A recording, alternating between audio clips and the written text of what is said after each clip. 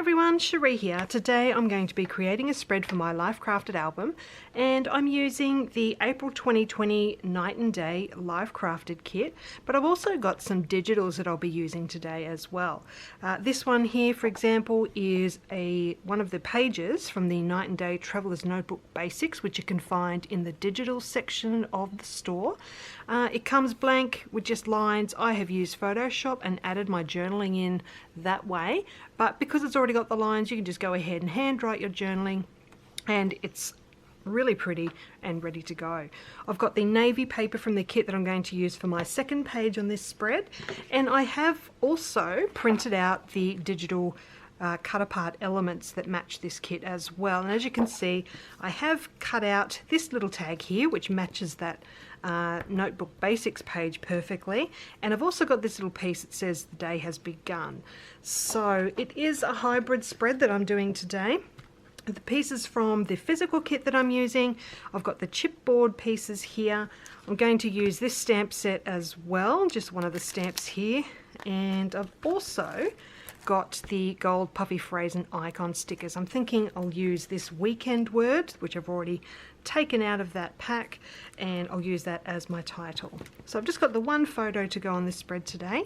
I think I'm ready to get started. I'll pop you on fast forward and show you how I'm going to put this one together. Alright, so to start off with, I'm just going to punch a hole in the top of this tag, and that will allow me to add some twine. So the twine I use is just crochet cotton thread. I think it's about 4 ply, and I love that it comes in a big roll and it really does last me a long time. So that's what I use for my white twine, and I do use a lot of it. Alright, so I've just tied a little bow at the top of that tag. This tag will be purely decorative. Alright, so next I'm going to do this stamp from the Night and Day stamp set. So I've just got a piece of white cardstock there. I'm just positioning it on my block, and I'm using one that has a line on the block so that I can make sure it's nice and straight. This stamp has a row of numbers, and then at the end it says AM or PM, so you just circle what time you want on that stamp. I'm just going to cut that into a strip, and that is going to go underneath my photo. But first I'm going to grab my sewing machine and I'm going to add a stitched border around each of those pages. So that is done. I can go ahead and add the date to my journaling page. That's all this page needs. So that one's done, and I can go ahead and keep working on this second page. So I've got my photo there, I've got that stamped piece that I want to go underneath it. I'm just going to add some double-sided tape to the back of that one. Alright, so I do have those 2 pieces from the cut apart sheet that I want to add in behind the top edge of the photo. So I've just added some double-sided tape so that I can stick it into place, and I'm working out how much of that tag that I want peeking out above. So I'm going to go ahead and stick these together and down onto the page, just roughly centering that on the page there. And go ahead and stick the other side down too.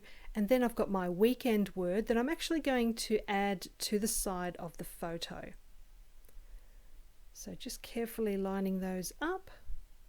This word is in 2 pieces, as you can see, so just making sure I get the spacing right on that. And I do have a chipboard piece that I want to add at the bottom as well. So I'm just making sure I do still have enough room to add both of those. Before I add the chipboard piece, I'm going to grab my sewing machine and stitch across that stamped piece just to add a little bit more texture there.